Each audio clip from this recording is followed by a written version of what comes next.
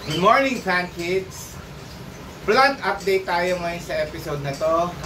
May mga bago tayong pets na dumating at hopefully yan, maalagaan natin sila ng maayos at saka update ko kayo kasi medyo maraming nangyari na excite na naman ako kasi nga yun nga, unti-unti ko naaayos na itong area na ito.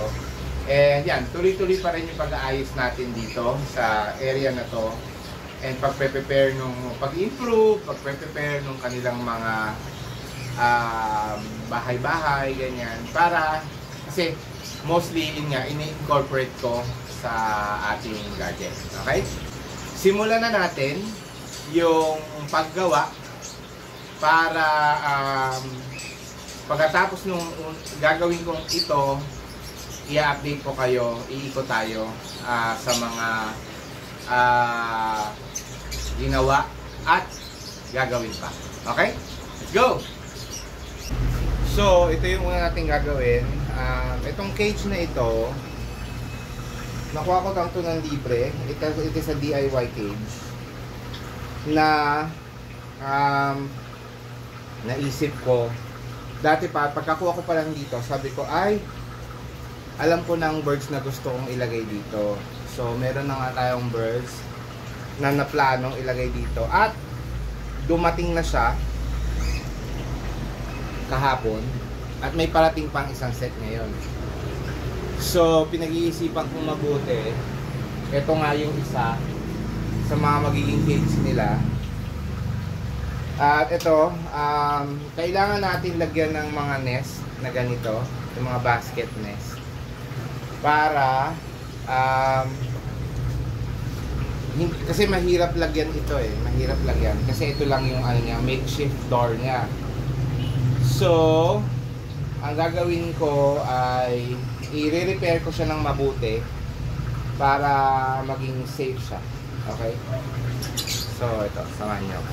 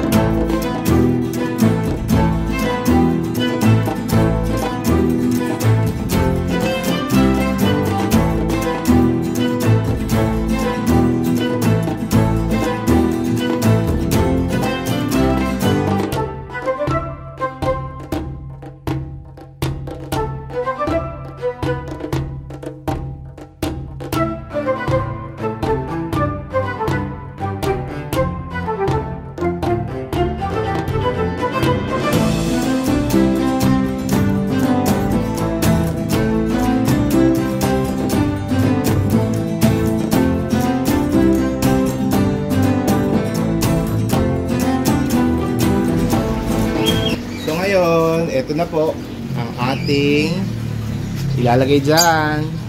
Ayan sila, ang ating pong bagong kinababaliwan, ating finches. So ito po ay mga society finches. Okay, nakuha po natin ito yung inspiration natin kay Mikey Bustos. Okay, so yan, ilalagay natin muna.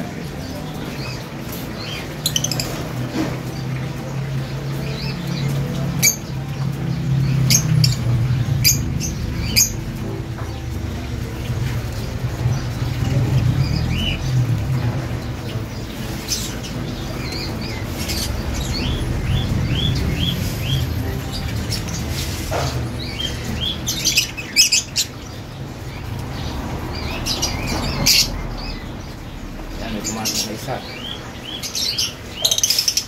Yan, dalawa. Tatlo na sila. Ay!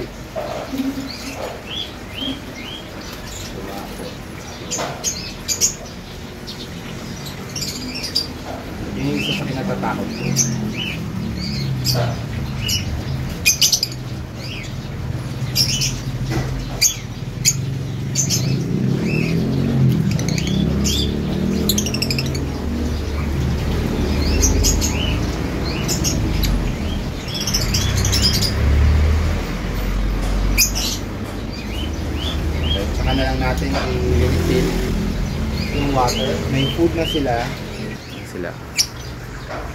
We will allow them to chorba. Okay? So yun yung first set. Yung second set natin, mamaya natin i-release kasi yung kulungan nila hindi pa ready. Gagawin din natin mamaya.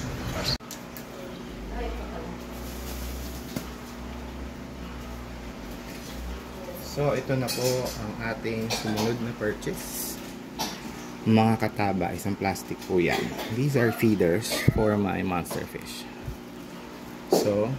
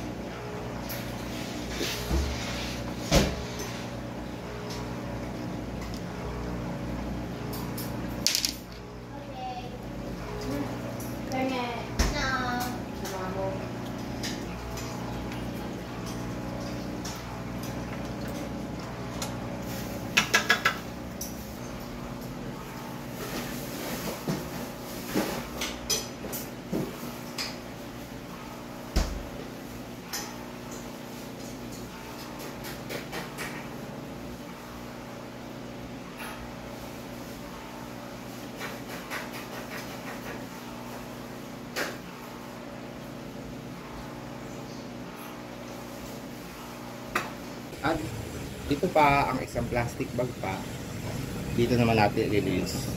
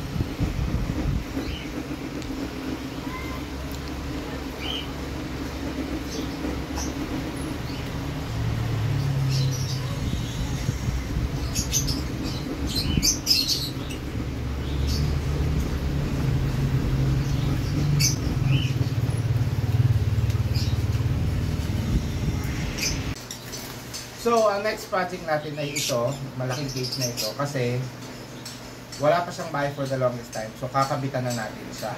Okay? Kanina, supposedly, papakita ko sa inyo from the box, i-release ko siya dito sa loob. Kaso hindi pala nag-play yung video. So, ayan na sila. Ito yung second set of finches ko. These are zebra finches. Again, tayo ay inspire ni Mikey Bustos sa pag-aalaga ng finch. Kasi marami na tayong birds. So we have African lovebirds, meron tayong budgies, meron tayong parakeets, tapos meron din tayong ang tawag doon? Cockatiel. So finches naman tayo. Ayan. Eksakto kasi may mga cages na tayo existing. Okay?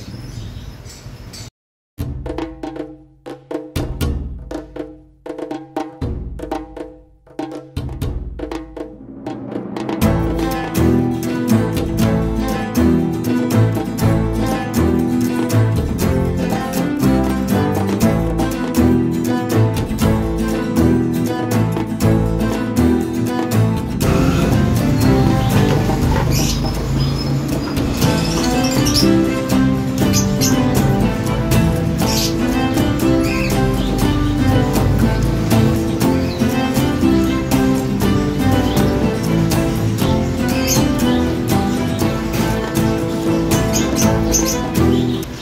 Okay, so kompleto na ang cage nila.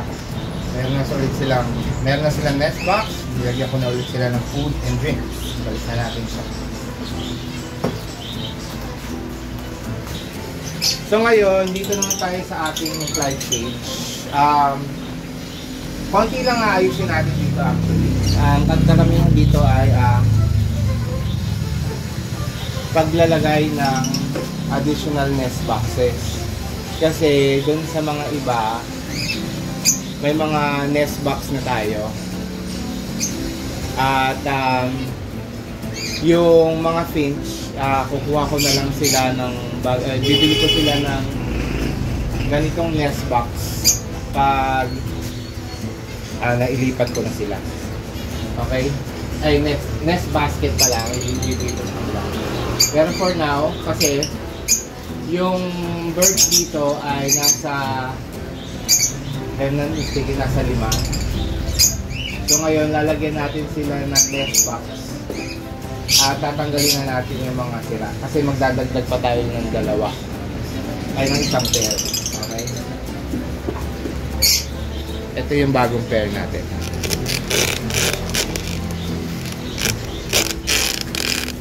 Yan. Nakikita niyo ba sila? Ayan. So mamaya papakawalan ko na rin sila. Pero ilalagay muna natin yung mga nest box.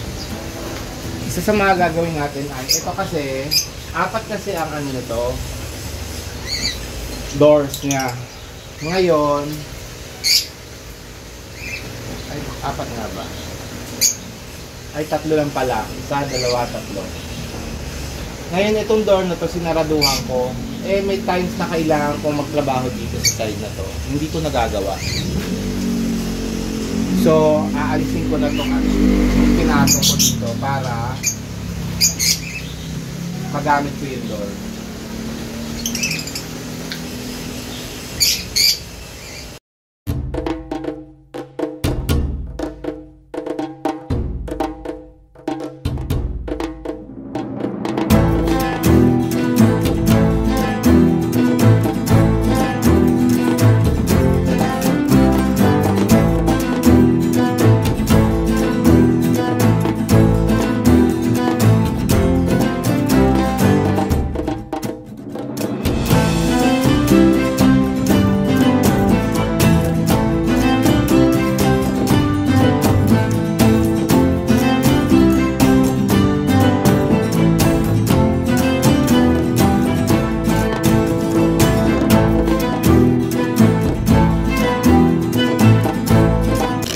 So ito, naikabit ko yan sa ibabaw.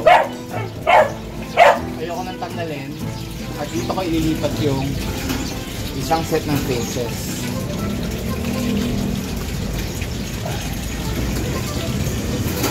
Dahil ito ay para sa ano to, kakatay.